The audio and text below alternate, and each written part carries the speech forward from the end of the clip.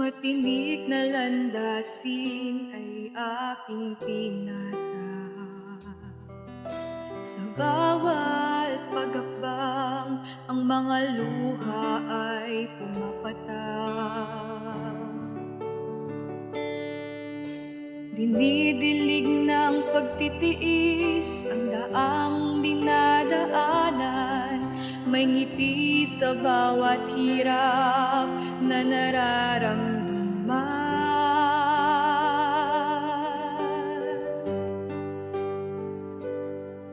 Matinik na landasin ay aking tinatahak. Sa bawat pagkakbang, ang mga luha ay pumapatak.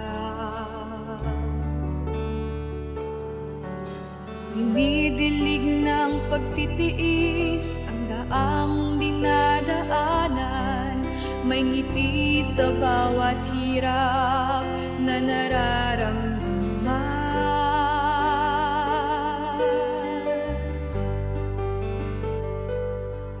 Pinanday ang puso, naging subok, sapagkat iyong dinalisay. Nahahanda sa lahat ng hamon ng buhay. Nangahawakang lubos sa pag-asang matibay, at sa lahat ng panahon, ikaw, Panginoon, ang aking kaagapan.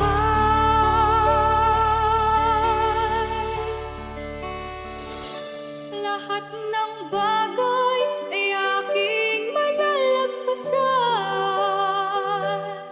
Pagtitiwala sa'yo'y mahigpit na pinangahawakan. Buong pananampalatayang di mo pababayaan. Ikaw ang kalakasan sa puso ko, ikaw lamang ang paglilingkuran.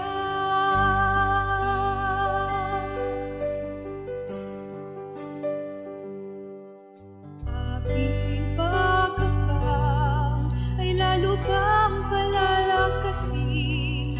Madupilas man ang ilang ulit, ay babangon pa rin. Bawat sakit ay patuloy na titiisin.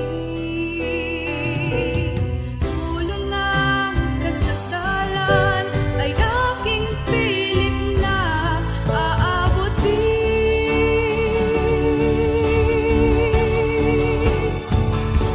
Lahat ng bagay ay aking malalagpasan.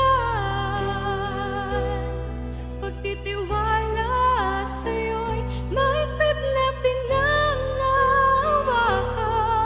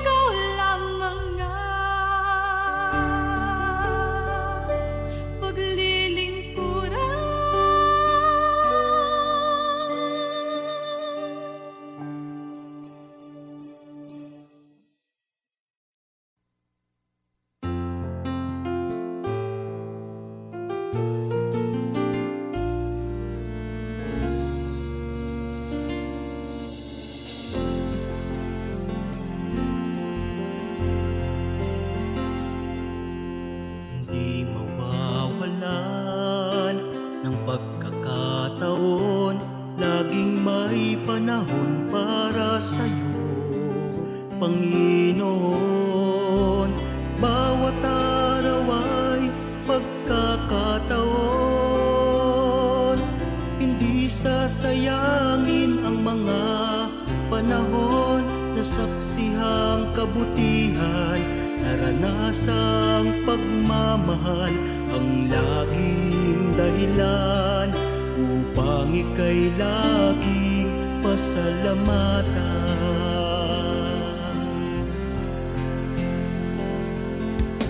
Hindi mawawalan ng pagkakataon, laging may panahon para sa'yo, Panginoon. Bawat araw ay pagkakataon, hindi sasayangin ang mga panahon na saksihang kabutihan, naranasang pagmamahal ang laging dahilan upang ika'y laging pasalamatan. Laging may tinig, pupurihin ka.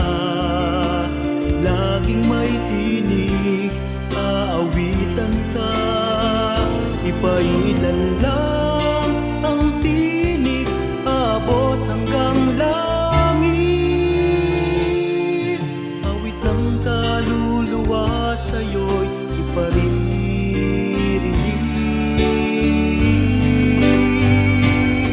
Walang hanggan kitang pupurihin, walang hanggan kitang sasambahin.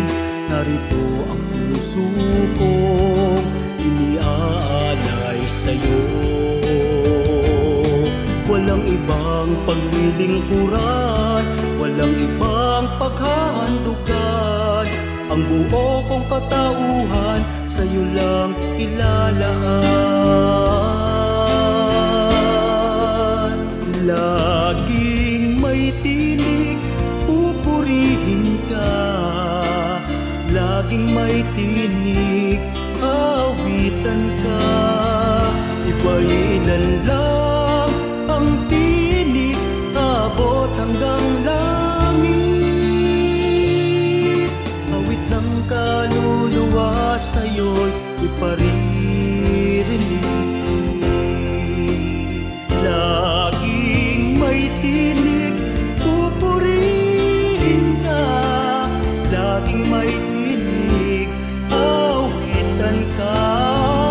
Ipailan lang ang tinig, abot hanggang langit.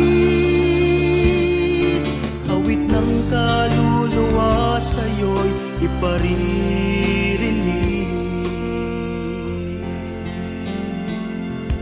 Awit ng kaluluwa sa'yo'y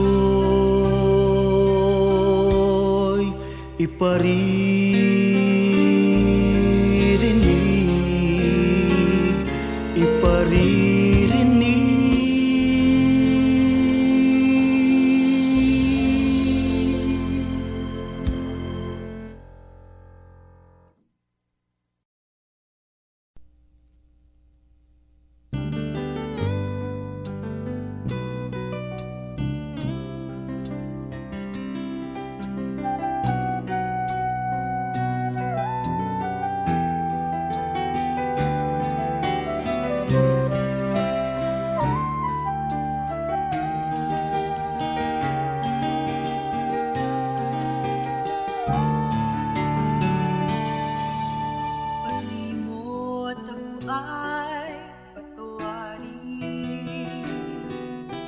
dala ng aking mga suliranin.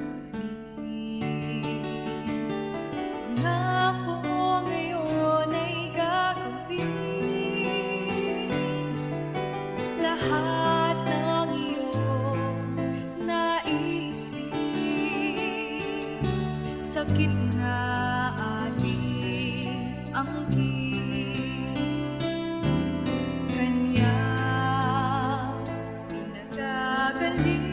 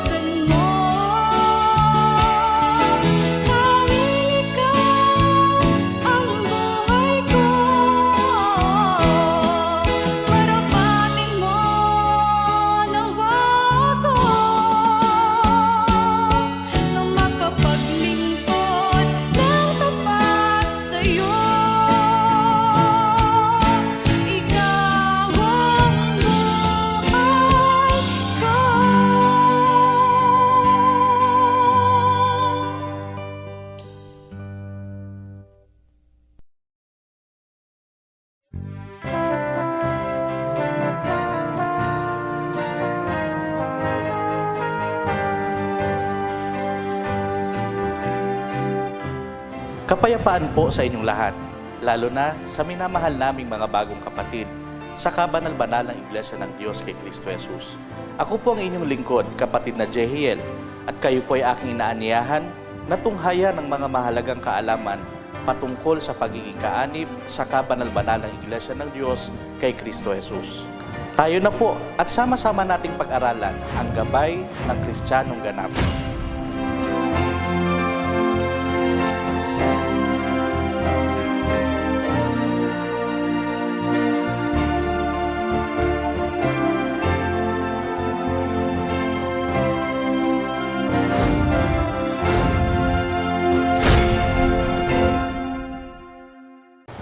Mga minamahal naming mga kapatid, tayo na po sa huling paksa ng gabay ng Kristiyanong ganap na tatalakayin sa atin. Ito ay pinamagatang, ang inyong napasimulan ay dapat ninyong tapusin. Para po pasimulan ng ating talakayin, basahin natin ang unang Timoteo, Kapitulo 1, versikulo 12, kung saan po ay mababasa natin ang diwa at damdamin ng Apostol Pablo patungkol sa paghirang ng Diyos sa Kanya sa Iglesia. Nagpapasalamat ako sa Kanya na nagpapalakas sa akin, kay Kristo Jesus na Panginoon natin, sapagkat ako'y inari niyang tapat, na ako'y inilagay sa paglilingkod sa Kanya.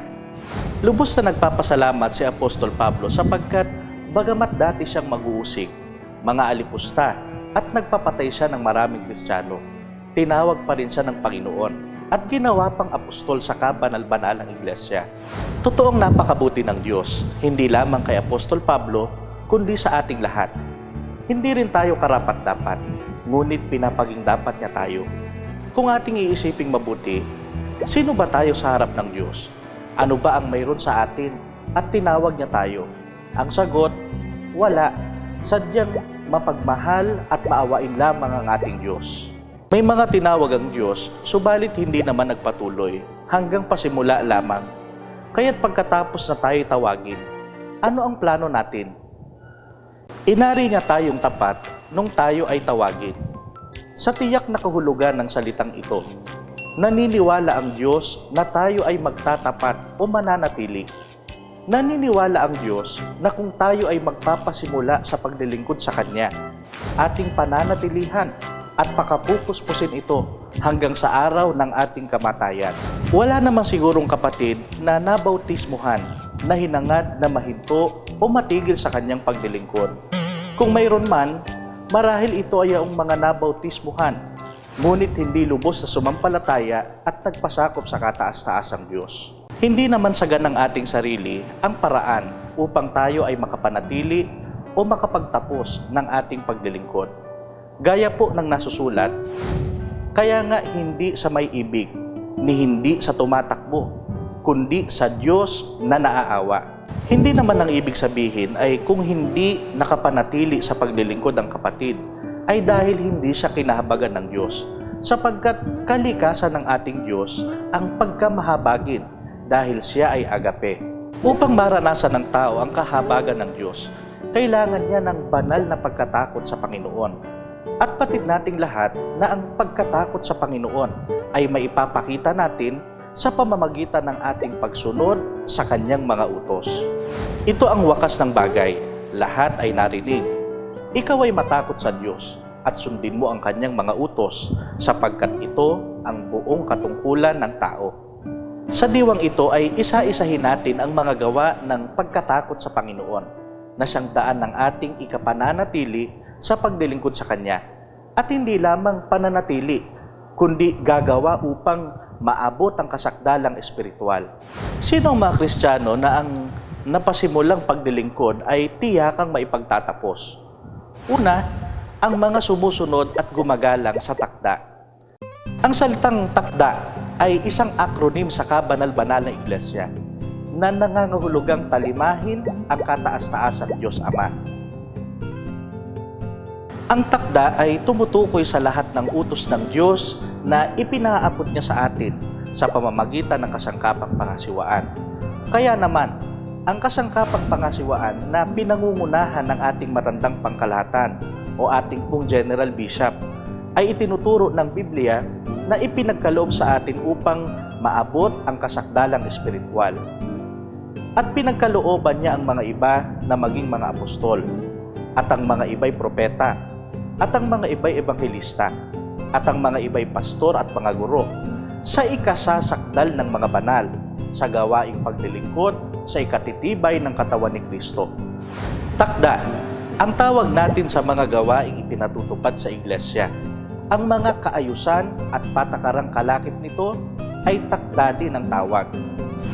Ibinababa ng Diyos sa ating matandang pangkalahatan ang mga gawain, patakaran at mga kaayusan na may malaking kinalaman sa ating ikasusulong espiritual. Ang lahat ng ito ay nakararating sa lahat ng kapatid sa iglesia sa pamamagitan ng ating mga tagapangasiwa na naglilingkod sa iba't ibang mga dibisyon sa kabanal-banal na iglesia, katulad ng mga sumusunod. Pastulan, ito ang tawag natin sa iba't ibang rehiyon na nasasakupan ng kabanal-banal na iglesia. Ang bawat pastulan ay binubuo ng mga sakop at ubasan. Ang sakop naman ay ang terminong ginagamit natin na tumutukoy sa mga lungsod o lalawigan na nasasakupan ng iglesia. Kung maliit pa ang bilang ng mga kapatid sa lungsod o lalawigan, ito naman ay tinatawag na ubasan. Ang mga sakop at ubasan ay binubuo ng mga kampo. Ang kampo naman ay ang tawag natin sa mga distrito na nakapaloob sa mga sakop at ubasan. Ang bawat kampo naman ay binubuo ng mga iglesia. Iglesia ang tawag natin sa mga lokal ng iglesia sa iba't ibang lugar. Ito ay ang pagkakapatiran sa isang lugar na kadalasang nagsasama-sama upang magsagawa ng mga pagkakatipong pagsamba. Ang bawat iglesia naman ay binubuo ng mga Most Holy Cells. Ang Most Holy Cell naman ay isang grupo sa iglesia na binubuo ng mga Bethel o mga sangbahayan. Sa pamamagitan ng mga dibisyon o mga kaayusang ito, bumababa sa bawat isang kapatid ang mga takda sa kabanal-banalang iglesia. Mahalaga na sa ating paglilingkod ay ginagabayan tayo ng mga takda upang matiyak natin na anumang ating gagawin ay magiging sa ikatitibay natin ng gawaing ating itinataguyod, at higit sa lahat, ito ay magiging sa ikatitibay ng iglesia. Lahat ng mga bagay ay matuwid, ngunit hindi ang lahat ng mga bagay ay nararapat. Lahat ng mga bagay ay matuwid, ngunit hindi ang lahat ng mga bagay ay makapagpapatibay.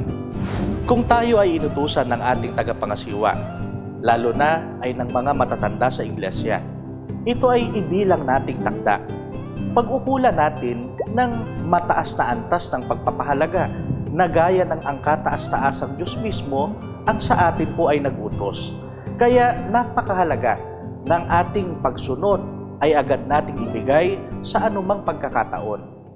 Ang delayed obedience o hindi agad na pagsunod ay maituturing din na hindi pagsunod o disobedience dahil may tiyak na panahon o deadline kung kailan dapat maisagawa ang mga iniutos. Kaya nga sa iglesia, ang bawat kapatid ay dapat na maging tasa. Tanggap agad, sunod agad. Ang partial obedience o hindi buong pagsunod ay maituturing din na disobedience. Kadalasang ang mga utos ay magkakaugnay na sa dulo ay may tiyak na mabuting resulta.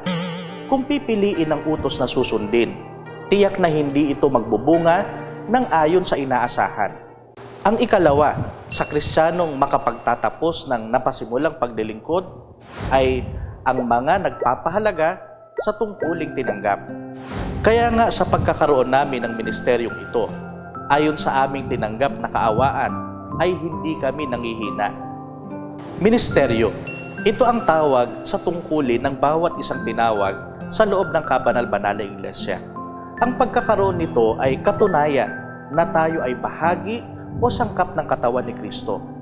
Kaya dahil dito, sa loob ng kabanal-banal ng iglesia ng Diyos kay Kristo Jesus, mayroong 7 mga kapulungan na siyang 7 sangkap ng iglesia na may kani-kanyang katungkulan o ministeryo na dapat itaguyod ayon sa takda ng Diyos.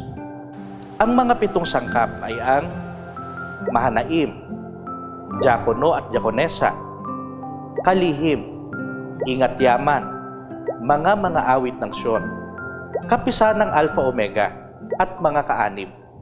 Ang kapulungan o hukbo ng Mahanaim ay ang mga kasangkapang tagapangasiwa sa iglesia at tagapanguna sa pangangaral ng Ebanghelyo. Ang hukbong Mahanaim ay binubuo ng mga sumusunod. Ang 7 obispo na pinangungunahan ng matandang pangkalahatan o obispong pangkalahatan. Sila ang pangunahing nangangasiwa sa buong kalaganapan ng kabanal-banalang Iglesia ng Diyos kay Kristo Jesus. Ang mga presbitero, sila ay mga matatandang kapatid sa iglesia na mga kasangkapang tagapangasiwa sa mga malalaking gawain sa kabanal-banalang iglesia. Ang mga ministro konsagrado, sila ang mga pastor na nakatalaga sa gawain at inatasan bilang mga kasangkapang tagapangasiwa sa mga kapatid sa mga sakop, ubasan at kampo. Ang mga ebanghelista, sila ay mga manggagawa na tagapanguna ng kapatiran sa pagsusulong ng pangangaral upang dumami ang mga taong magbabalik loob sa Diyos. Ang mga guro, sila ay mga manggagawang kinakasangkapan sa pangangaral at tagapagturo sa mga kapatid sa iba't ibang dako ng iglesia upang magsitibay sa pananampalataya. Ang mga misyonero at misyonera, sila ay mga manggagawang isinusugo sa iba't ibang dako na ang pangunahing ministeryo ay ang pangangaral ng Ebanghelyo, umahanap ng mga misyunin at mapangaralan ng mga araling pangmisyon o mga araling pagliligtas. Ang ikalawa naman ay ang kapulungan ng mga abyeser na binubuo ng 3 sangkap. Ang mga diakono at diakonesa, sila ay mga kapatid na subok na sa pananampalataya at ang pangunahing ministeryo ay ang payuhan at pangalagaan ang mga kapatid upang matulungang manatiling matibay sa pananampalataya at sa paglilingkod. Ang mga kalihim, sila ay may ministeryo ng pagtatala ng mga iba't ibang pangyayari sa loob ng kabanal-banalang iglesia na may kinalaman sa paggawa ng kapatiran, kagaya ng mga pagdalo sa mga gawain at estado ng pananalapi. Ang mga ingat-yaman, sila ay may ministeryong pangalagaan ng mga kaloob ng mga kapatid sa kabanal-banalang iglesia, gaya ng abuloy, tanging handog na pinakapasalamat, mga ikapu at iba pa. At tumitiyak na ang lahat ay maayos at mainam na nagagamit sa pagtataguyod ng gawain ng kabanal-banalang iglesia. Ang ikalimang sangkap ay ang mga awit ng Sion o MNZ. Sila ang kapulungang itinalaga sa paghahandog ng mga likhawin sa iba't ibang mga gawain gaya po ng pagsamba, pagpapasalamat, mga pangangaral at iba pang mga gawain.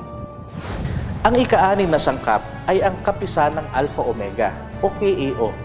Sila ay mga piling mga kabataan na nakakitaan ng sikap sa gawain at inihahanda sa lalong mataas na kapulungan sa kabanal-banalang iglesia na kanilang kabibilangan pagkatapos ng panahon ng kanilang pagiging kabataan. Ang ika-7 sangkap ay ang mga kaanib. Sila ang mga kapatid na hindi pa tumatanggap ng ibang ministeryo sa loob ng iglesia.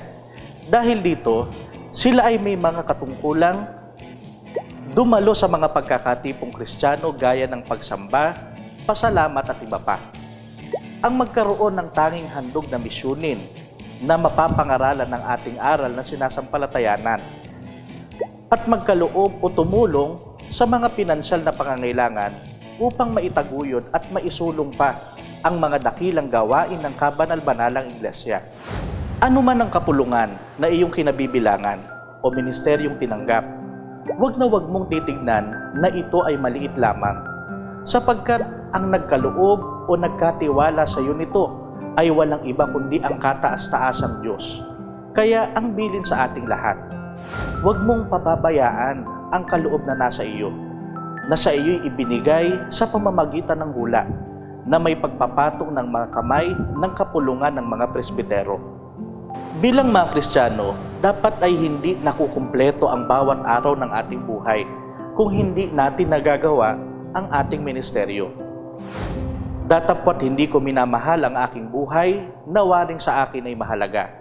Maganap ko lamang ang aking katungkulan at ang ministeryong tinanggap ko sa Panginoong Hesus na magpatotoo ng Ebanghelyo ng biyaya ng Diyos.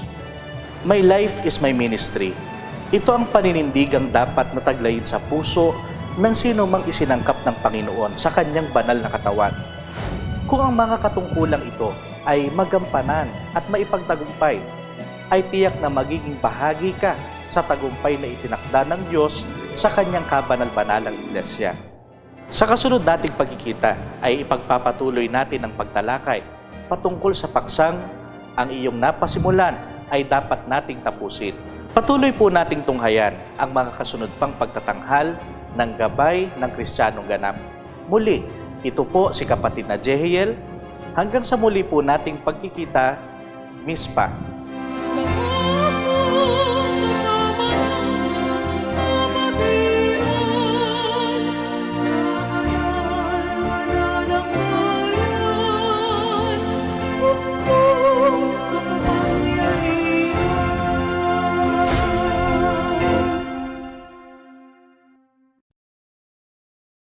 Tayo po ay magsisimula na sa ating takdang pagkakatipong pagsamba. Ngayong ika-26 ng ESI, Araw ng Karpos, inaanyayahan ko po na ang lahat ay magsitayo. Sa pangalan ng kataas-taasang Diyos na Ama at Hari natin, sa pamamagitan ng kabanal-banalang iglesia na ina natin, binabati ko po kayo ng kapayapaan. Awitin po natin may kasiglahan at maespiritu ang pambansang awit ng kabanal-banalang iglesia ng Diyos kay Kristo Jesus, ang awit ng Sion.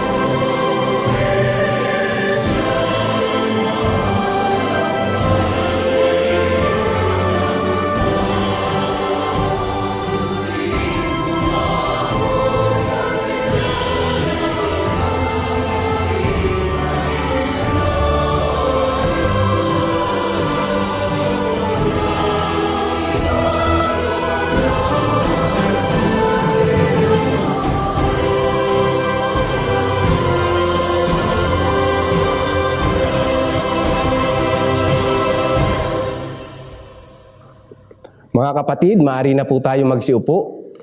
Italaga at lalo pa nating ihanda ang ating mga sarili sa pamamagitan ng sama-samang pag-awit sa mga likhawit ng pagtatalaga at pagsamba sa Panginoon. Awitin po natin ang likhawit na taon na may pamagat na, My God, You Are Wonderful, at ang isang bilang mula sa Himno Espiritual.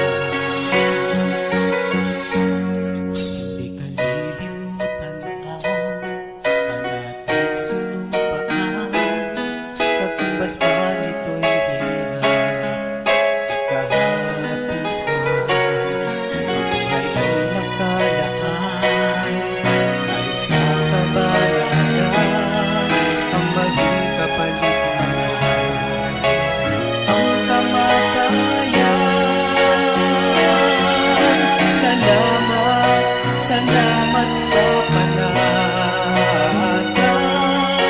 Kaluluwa ko ay naging salamat, salamat sa panata. Ngayon'y katangi-talan ang paggawa.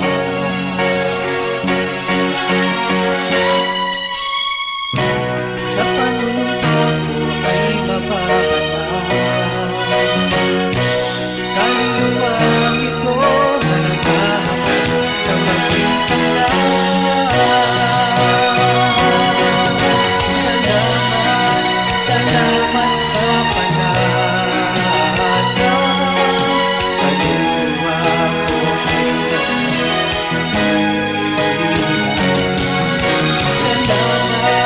salamat sa panata. Ngayon'y katangi-talan ang paggawa. Salamat, salamat sa panata. Kaluluwa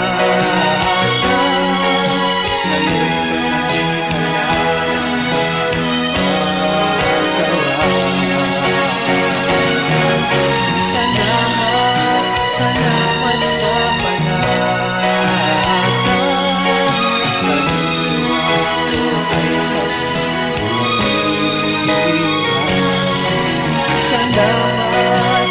salamat, salamat sa panata. Ngayon'y katangi-talan ng aking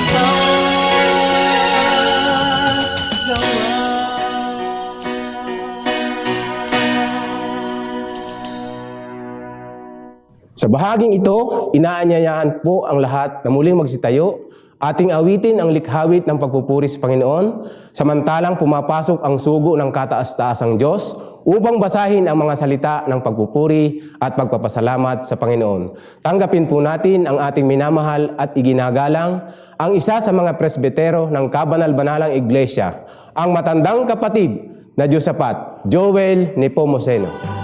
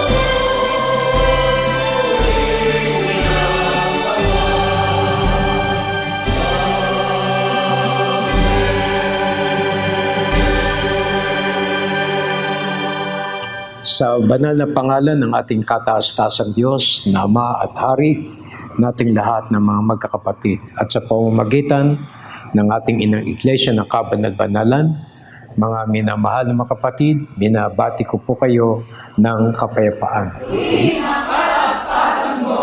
Ating pong pakinggan at pagbulayan ang mga salita ng pagpupuri at pagpapasalamat sa kataas-taasang Diyos na nagsasabing, sambahin ang Panginoon sa kagandahan ng kabanalan. Magsilapit kayong lahat, o bayan ng Diyos.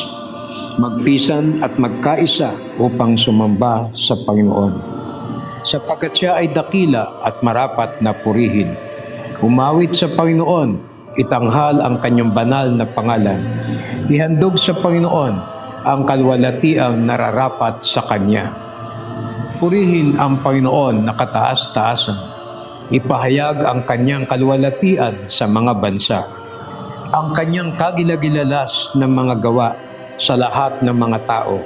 Ipahayag ang kanyang pagliligtas araw-araw. O Panginoon, Ikaw ang Alpha at ang Omega, ang pasimula at ang wakas, ang una at ang huli. Ikaw na mula sa walang hanggan sa walang hanggan, ang nag-iisang, maluwalhati at makapangyarihang Diyos.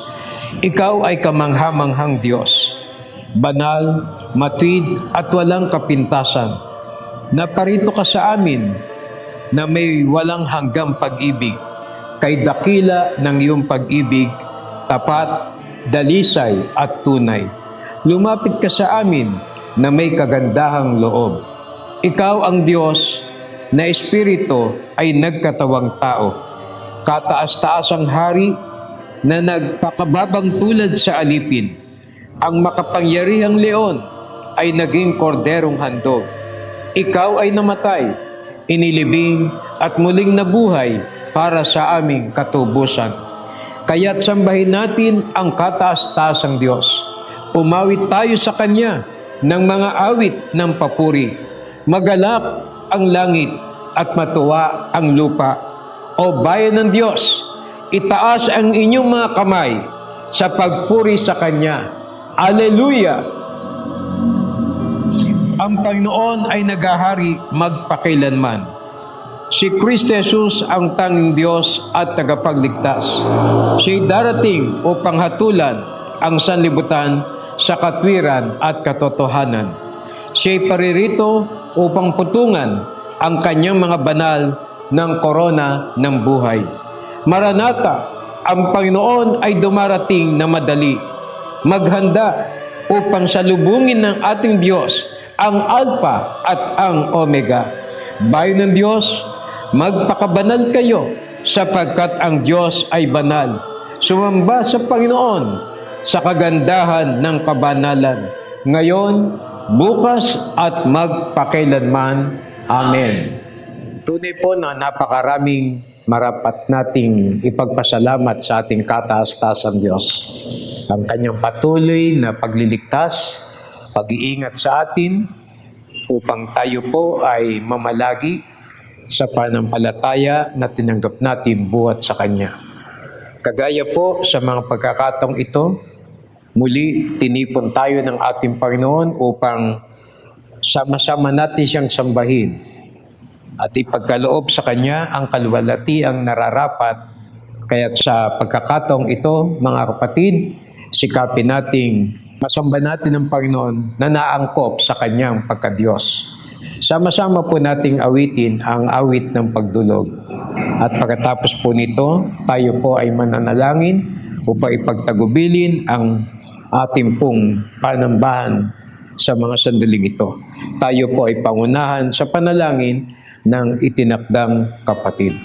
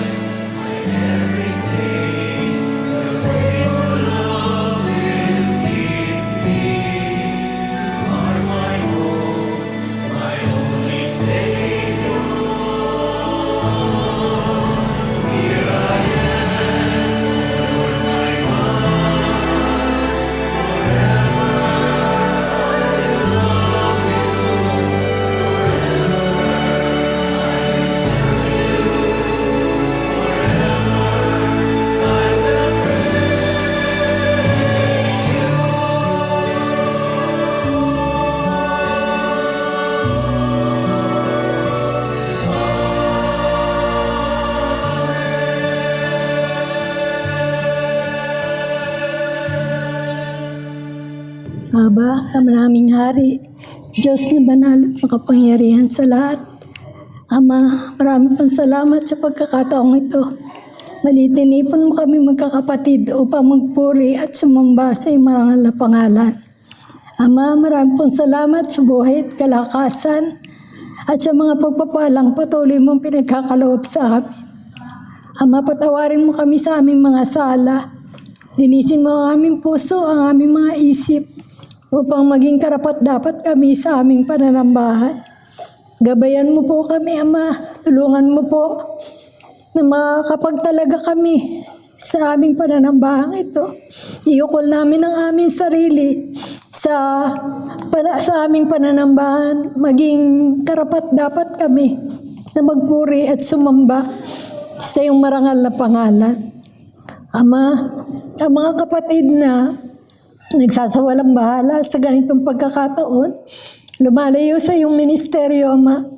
Tulungan mo po sila, hipuin mo ang kanilang puso, ang kanilang isip, upang sa gayoy makasama namin silang nagpupuri at sumasamba sa iyong marangal na pangalan. Tulungan mo po, Ama, mga kapatid na nasa banig ng karamdaman. Gabayan mo po sila, hipuin mo na yung paghimalang kamay, ibangon mo po sila, upang sa gayoy makasama rin namin siyang nagpupuri, sumasamba sa iyong marangal na pangalan. Tulungan mo po kami, Ama, sa aming pananambahan ito. Gabayan mo po kami, pagpalain. At ang lalaking ititindig mo sa aming harapan, tulungan mo po siya, Ama. Ikaw po ang magbukasara ng kanyang mga labi upang lahat ng mga aral na kanyang ibababa sa amin ay matimo sa aming puso, sa aming isip, upang maging gabay namin habang kami naglalakbay sa magulong sanlibutan ito. Ama, ang aming kapatid na Hiel, ang aming obispo, gabayan mo po siya, bigyan mo po siya ng lakas, ng kalusugan upang patuloy na makakapaglingkod at makapagpuri sa iyong banal na kaitasan. Gabayan mo po siya, Ama, pagpalain kaming lahat. Ang Ama, lahat pong ito ay aming samot dalangin sa pangalan mo, Diyos Kristo Jesus, aming nag-iisang tagapagligtas. Tanggapin at pakinggan natin ang mga awit ng Sion mula sa sakop Bigbay, Laguna at Muntinlupa City sa paghahandog ng likhawit na may pamagat na Awit ng Mga Awit.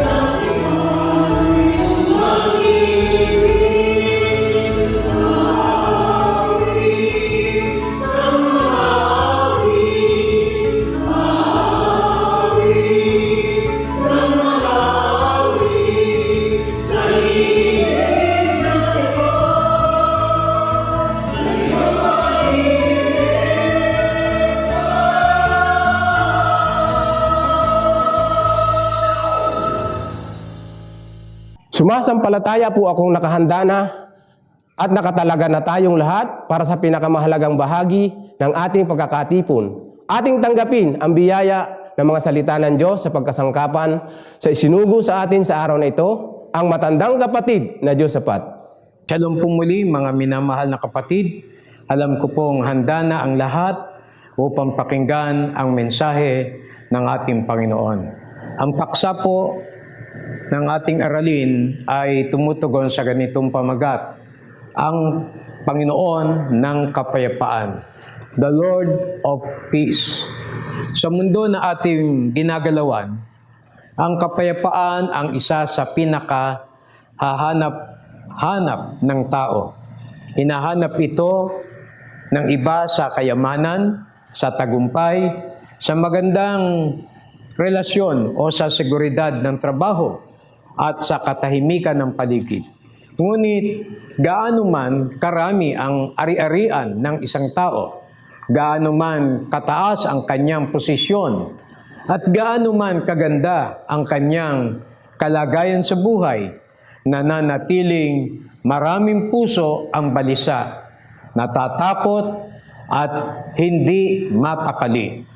May kapayapaan na panlabas, ngunit kulang pa rin ang tao sa kapayapaang panloob. May katahimikan sa paligid, ngunit may kaguluhan sa puso. May ngiti sa labi, ngunit may bigat sa kalooban. Dito natin maunawaan na ang tunay na kapayapaan ay hindi nagmumula sa mundo, sa sitwasyon o sa kakayahan ng tao. Kaya sa aralin pong ito, tayo ay tatahak sa isang mahalagang katotohanan na ang Diyos ay hindi lamang nagbibigay ng kapayapaan, kundi Siya mismo ang kapayapaan at Siya ang ipinapakilala sa atin bilang ang Panginoon ng kapayapaan. Habang ating pinagninilayan ang araling ito, sama-sama po nating tuklasin ano ang kalikasan ng kapayapaang nagmumula sa Diyos. Paano niya inihanda ang daan upang maranasan natin ito? At paano tayo makakapanatili sa kanyang kapayapaan sa gitna ng mga unos ng buhay? Ating pong pasimulan ang pag-aaral. Ano ang isang likas na katangian ng Diyos na dapat nating makilala at panghawakan? Sa aklat po ng Hukom, sa Kapitulo 6, versikulo 23 hanggang 24, sa saling ang salita ng Diyos, ganito po ang ating sama-samang matutunghayan. Ngunit sinabihan siya ng Panginoon, huwag kang mag-alala at matakot, hindi ka mamamatay. Nagpatayo roon si Gideon ng altar para sa Panginoon at tinawag niya itong ang Panginoon ng kapayapaan. Sa karanasan po ni Gideon, makikita natin ang malinaw na larawan ng katotohanan ito. Sa panahon ng pananakop ng Midianita, ang Israel po ay nabubuhay sa takot at kahirapan. Si Gideon mismo ay nagtatago habang gumagawa ng trigo. Ngunit nang siya po'y kausapin ng Panginoon at ipahayag ang kanyang pasya, sinabi sa kanya, huwag kang mag-alala at hindi ka mamamatay. Ang dating pusong nanginginig sa matinding takot at pangamba ay napalitan po ng kapayapaan. Kaya nagtayo si Gideon ng altar at tinawag iyon na ang Panginoon na ay kapayapaan. Hindi pa nagbabago ang sitwasyon sa paligid niya. Nariyan pa rin ang kaaway, ngunit nagbago ang kalagayan ng kanyang puso. Ang isang aral po na makikita natin dito, kagaya na Gideon, kapag ang presensya ng Diyos ay tunay nating naranasan, ang takot ay napapalitan po ng kapayapaan. Kung nasaan ang Panginoon, naroon ang kapayapaan, sapagkat siya mismo ang kapayapaan. Anong uring kapayapaan ang handang ipagkaloob ng Diyos sa mga lubos na tumitiwala sa Kanya? Atin pong basahin sa Isaias 26 at 3 sa salin po ng God's words.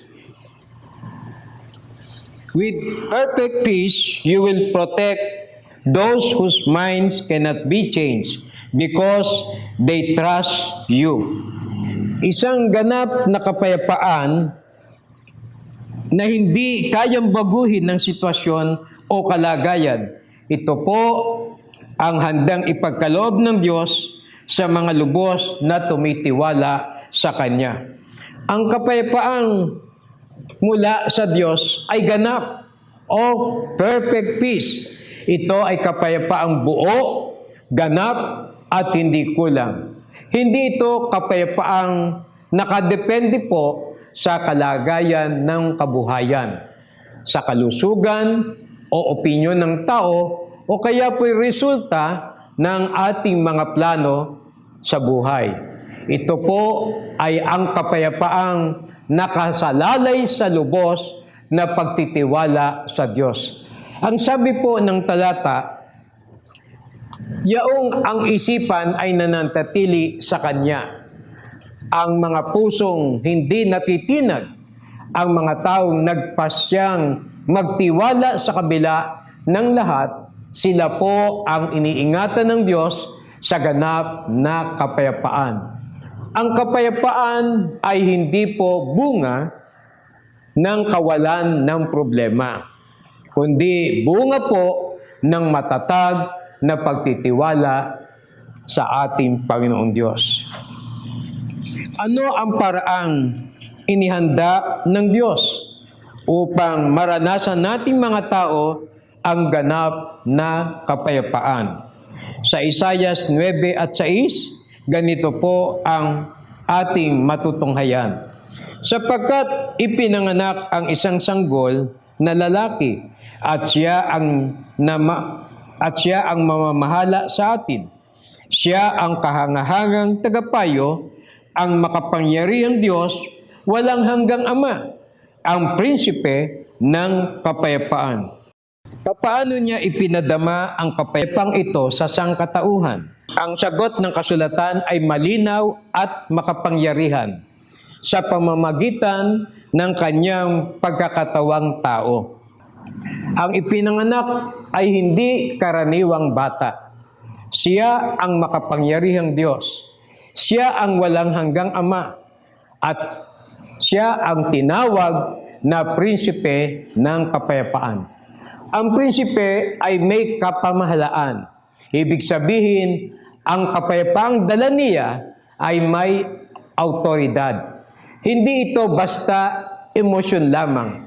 Ito ay kapayapaang may kapangyarihang maghari sa puso ng tao. Sa kanyang pagkatawang tao, ang Diyos ay lumapit sa atin. Kaya't ang kapayapaan ay hindi malayo, siya ay nananahan sa gitna natin. Sino ang ipinakilala ng banal na kasulatan? Nag-iisang Panginoon ng kapayapaan. Ating pong tunghayan ang kasagutan sa 2 Tesalonica 3:16. Ngayon, naway mismong ang Panginoon ng kapayapaan ang magbigay sa inyo ng kapayapaan sa lahat ng panahon at sa lahat ng paraan. Ang Panginoon ay sumainyo nawang lahat. Ang tinutukoy ni Apostol Pablo sa talatang ito ay walang iba kundi ang Panginoong Kristo Jesus, ang Diyos at nag-iisang Panginoon ng kapayapaan. Hindi lamang siya prinsipe ng kapayapaan, siya rin ang Panginoon ng kapayapaan. Ang salitang Panginoon ay nagpapahayag ng kanyang pagka-Diyos at kapahamalaan. Siya ang may ganap na kapangyarihan na magbigay ng kapayapaan sa lahat ng panahon, sa lahat ng paraan, at sa lahat ng kalagayan. sa kanyang kapanganakan ay pinatotohanan ng langit. Nagpuri ang mga anghel at sinabing, luwalhati sa Diyos sa kataasan at sa lupa'y kapayapaan sa mga taong kinalulugdan niya. At yan po ay mababasa natin sa Lucas 2:14. Ang kapanganakan sa laman ni Kristo ay hindi po lamang pagdating ng isang sanggol. Ito ay pagdating ng kapayapaan sa lupa. Ang mundo noon ay nasa ilalim ng takot, kasalanan at pananakop. Ngunit ipinahayag ng langit na dumating na ang pag-asa. Ang tiyak na layunin ng Diyos sa kanyang pagkatawag tao ay upang gabayan ang ating mga paa sa daan ng kapayapaan. Gaya po ng binabanggit sa Lucas 1:79, upang liwanagan ang mga nangakalugmok sa kadiliman at sa lilim ng kamatayan, upang itumpak ang ating mga paa sa daan ng kapayapaan. Hindi lamang siya dumating upang magbigay ng pansamantalang kapanatagan. Dumating siya upang baguhin ang direksyon ng ating buhay. Tayo po ay nalugmok sa kadiliman at sa lilim ng kamatayan. Ang kasalanan ang sumira sa ating kapayapaan sa Diyos. Ngunit sa pamamagitan ng ating Panginoong Kristo Jesus, ang liwanag ay dumating. Ang landas ay itinuwid. Ang daan ng kapayapaan ay ipinakita. Ang kapayapaan ay hindi lamang pakiramdam. Ito ay isang daan na nilalakaran. At si Kristo ang gumagabay sa ating mga hakbang. Paano tiniyak ng Diyos na tayo ay makakaranas ng kanyang ganap na kapayapaan? Sa Efeso 2:14 hanggang 17, ganito po ang banggit o sinasabi ng banal na kasulatan. Sapagkat siya ang ating kapayapaan, na kanyang pinag-isa ang dalawa at giniba ang pader na nasa gitna na nagpapahiwalay, na inalis ang pagkakaalit sa pamamagitan ng kanyang laman, kahit kautusan na may mga batas at mga palutuntunan, upang sa dalawa ay lalangin sa kanyang sarili ang isang taong bago. Sa ganito'y ginawa ang kapayapaan. At upang papagkasunduin silang dalawa sa isang katawan sa Diyos sa pamamagitan ng krus na sa kanya'y pinatay ang pagkakaalit. At siya'y naparito at ipinangaral ang kapayapaan sa inyong nalalayo at ang kapayapaan sa nalalapit. Maliwanag po ang sabi ng banal na kasulatan, sapagkat siya ang ating kapayapaan. Napakalinaw ng pahayag. Hindi lamang nagbibigay ang Panginoong Kristo Jesus ng kapayapaan. Siya mismo ang ating kapayapaan. Ayon sa talata, iginiba niya ang pader na naghihiwalay. Inalis niya ang pagkakaalit. Pinagkasundo niya ang tao sa Diyos sa pamamagitan ng krus.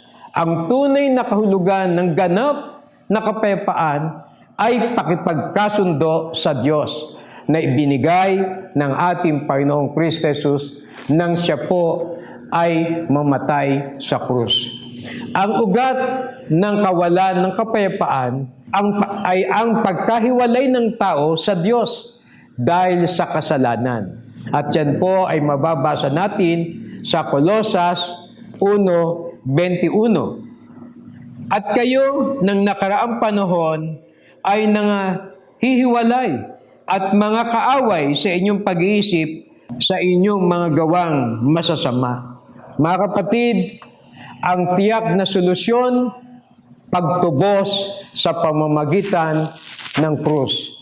Nang ang ating Panginoong Kristo ay namatay sa krus, binayaran po niya ang kasalanan at inalis ang pagkakaalit at ipinahayag ang kapayapaan sa malayo at sa malapit. Ang ganap na kapayapaan ay nagsimula po nang tayo ay tubusin ng ating Panginoong Kristo Jesus sa ating mga kasalanan. At buhat noon ay nakipagpayapaan tayo sa Diyos. Ang kapayapaan ay hindi po bunga ng ating kabutihan. Ito ay bunga ng sakripisyo ng ating Panginoong Kristo Jesus. Ano ang pangako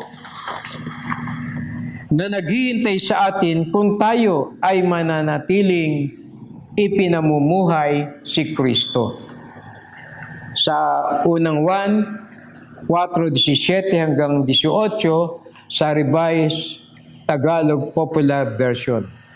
Ang pag-ibig ay nagiging ganap sa atin, kaya't hindi natin kinatatakutan ang araw ng paghukom.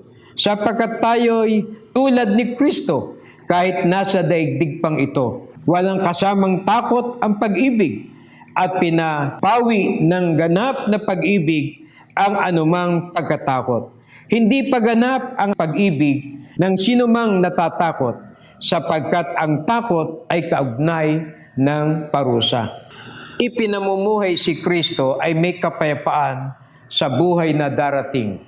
Hindi nangangamba sa araw ng paghukom at hindi natatakot maparusahan.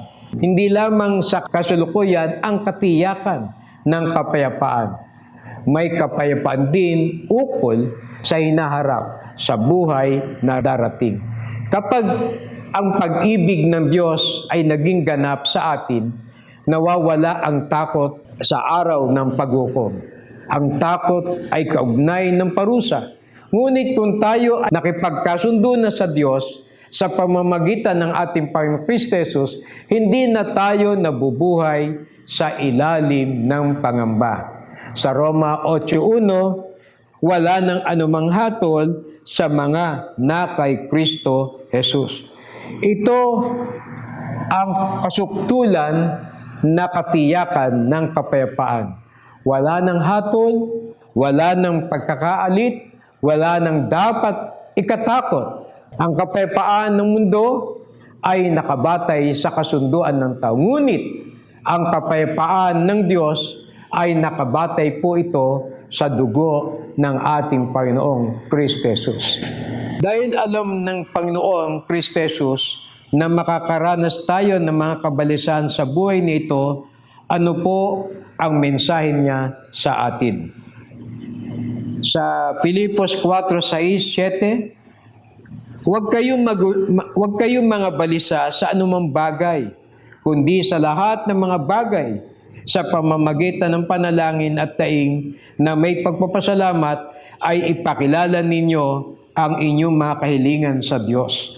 At ang kapayapaan ng Diyos na di masayod na pag-iisip ay mag-iingat ng inyong mga puso at ng inyong mga pag-iisip kay Kristo Jesus. Alam ng ating Panginoong Kristo Jesus na habang tayo nasa mundong ito, haharap tayo sa kabalisahan, sa mga pagsubok, sa kapigatian, at mga sitwasyong hindi natin kontrolado. Ngunit sa gitna ng lahat ng mga ito, may malinaw siyang mensahe sa bawat isa atin. Lagi nating ilapit at lubos na ipagkatiwala ang lahat ng ating mga alalahanin. Gaya po ng nabasa natin sa Filipos 4:6-7, huwag kayong mga balisa sa anumang bagay. Hindi niya sinabi na walang darating na dahilan upang mabahala. Ngunit sinabi niya kung ano ang dapat nating gawin kapag ito'y dumarating. Sa halip na magkimkim ng mga alalahanin o kabalisahan, ilapit natin sa Panginoon sa pamamagitan po ng panalangin. Ipahayag natin sa ating Panginoong Diyos ang ating daing at kalakip ng mga pagpapasalamat. Ano ang magiging resulta po nito? At ang kapayapaan ng Diyos na di masayod ng pag-iisip ang mag-iingat ng inyong mga puso at ng inyong mga pag-iisip kay Kristo Jesus. Ang kapayapang ito ay hindi maipaliliwanag ng lohika o ng isip ng tao.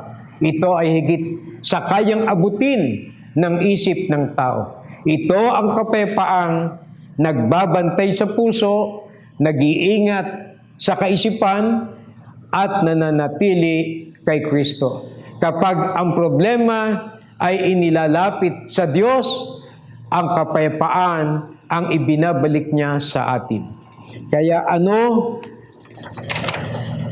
ang tiyak na pangako sa atin? Sa Juan 14:27, ang kapayapaan ay iniiwan ko sa inyo. Ang aking kapayapaan ay ibinibigay ko sa inyo. Hindi gaya ng ibinibigay ng sanlibutan. Ang ibinibigay ko sa inyo, huwag magulmihanan ng inyong puso ni matakot man. Mga kapatid, maliwanag po ang sabi ng ating Panginoon. Ang kapayapaan ay iiwan ko sa inyo. Ang aking kapayapaan ay ibinibigay ko sa inyo. Hindi po ito ang kapayapaan ng sanlibutan. Ang kapayapaan ng mundo ay pansamantala. Nakadepende sa kalagayan at madaling mawala. Ngunit ang kapayapaang ibinibigay ng ating Panginoong Kristo Jesus ay tiyak at may kapangyarihan na pumawi ng takot.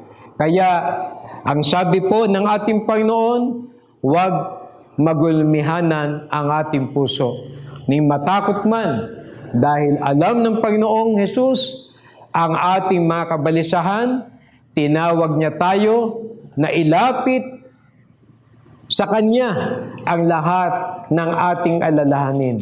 Hindi niya ipinangako ang buhay na walang problema. Ang ipinangako niya ay ang kapayapaang higit sa pag-iisip. Ipinangako niya ang kapayapaang hindi tulad ng sa sanlibutan.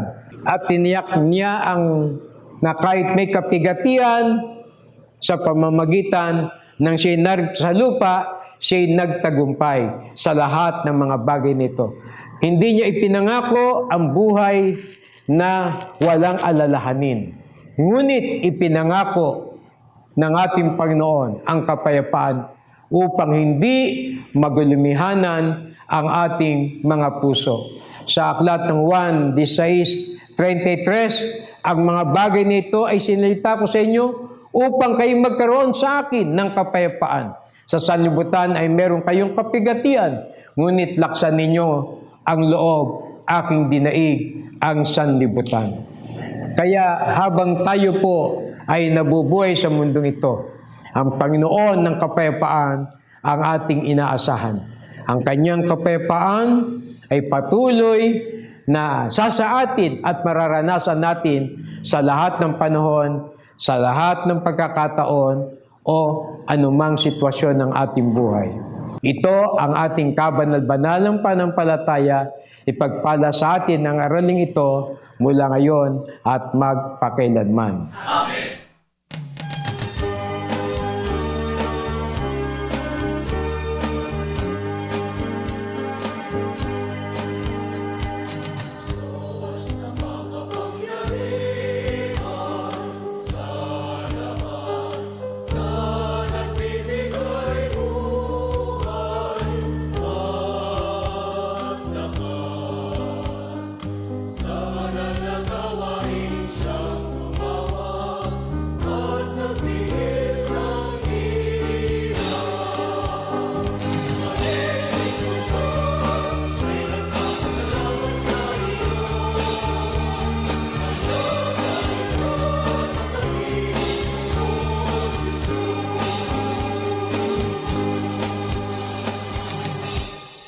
Aba, Ama naming Hari, dakilang banal, ikaw na makapangyarihan sa lahat.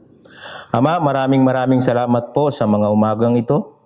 Muli ay nagpapasalamat kami sa pagtatapos ng aming mga gawaing ito sa makatuwid bagay ang pananambahan dun sa iyong banal na kaitaasan.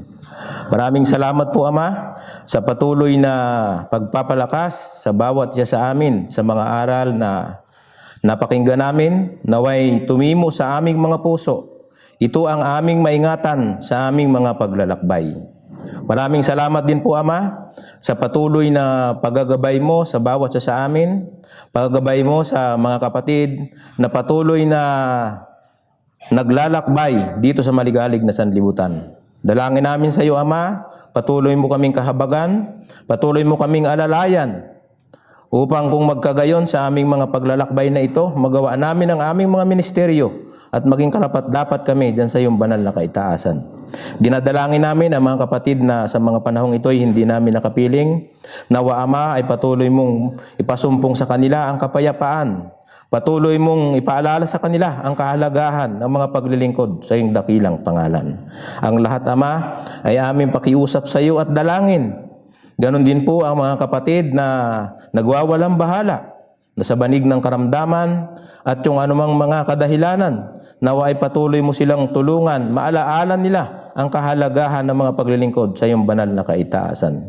Ganon din po, Ama, ang karagdagang pagpapala na napagtipo ng mga magkakapatid. Patuloy niyo pong igawad ang basbas at bendisyon upang ito'y magamit pa sa mga pagpalaganap ng iyong kabanal-banalang iglesia. Ang lahat po ay sinasamo namin, dinadalangin sa pangalan mo pong Diyos, Kristo Jesus, aming Hari, nag-isa ka po naming tagapagligtas. Amen.